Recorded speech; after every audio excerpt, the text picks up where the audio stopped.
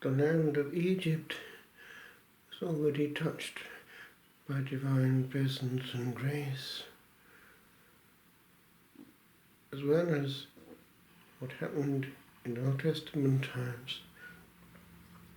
The Saviour himself was there as an infant. Indeed, where the Holy Family had stopped one time, Our Lady came back, appeared to a gentleman and asked for a church to be built there. And when it was completed, she came back again and was seen by all and sundry, including the President. And that would explain that President Nasser was kind to Christians during his leadership.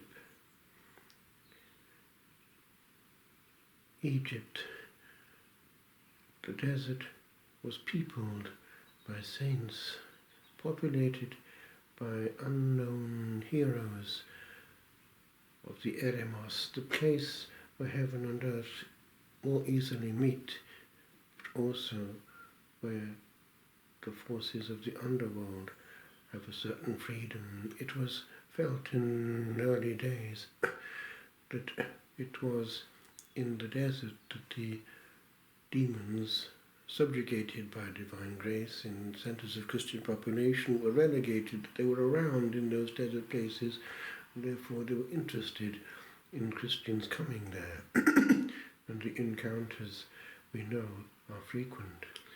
And to this day, those encounters are read in the monasteries of the West and the East. The apophthegmata, the sayings of the fathers, are studied and read and repeated and indeed lived. And there are words that come from heaven also.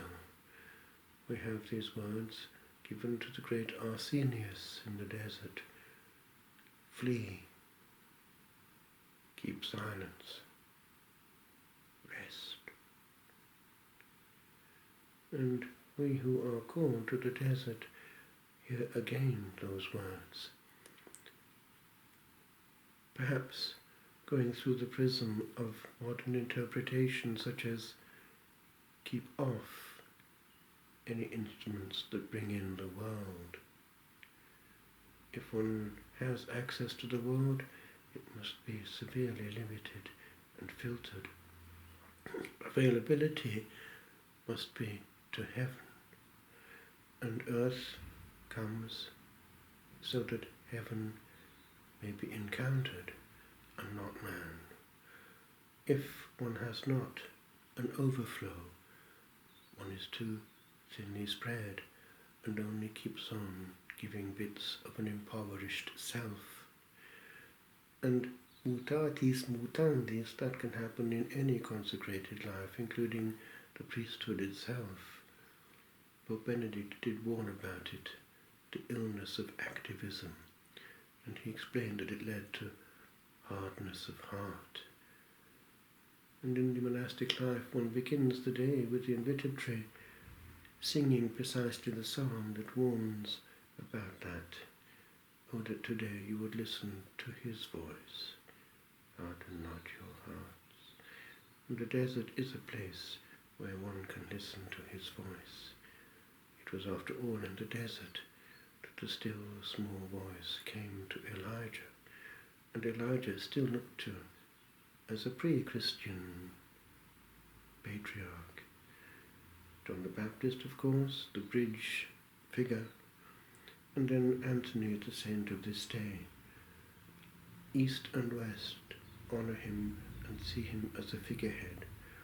But towards the end of his life, lest he be tempted by a thought of vainglory that he was the oldest there in the desert, he was given to understand that there was another hidden saint, Paul. And so Anthony went to Paul the hermit and prepared him for death. Christian souls have always felt the pull towards the absolute, simplifying life, for the Lord was not in the earthquake, non in commozione dominus. And actually, Anthony had an experience that was re-experienced by St. Francis. And remember that the call of the desert was also in his life. He had several vocations in one. But both he and Francis did hear the call to perfection in church. If thou wilt be perfect, go sell all that thou hast and give to the poor, and come, follow me.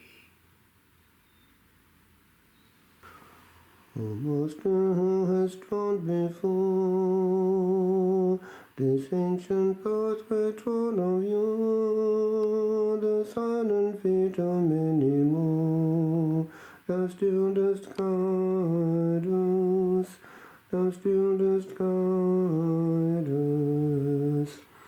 And when the tears of many years, the secrets kept from mortal ears, are known again with thy words tears, thou still not listening, thou still not listening. For thou dost know this solitude that held the unknown beatitude, beheld and held in quietude, and still dost ponder, and still dost ponder. For thou didst call and calling heard the distant echo of this word, call on and call till nothing stirred, in dying wonder, in dying wonder. It would at times as something move, where now thou art, where ancient love burns still and whisper from above, faint not we conquer, faint not we conquer.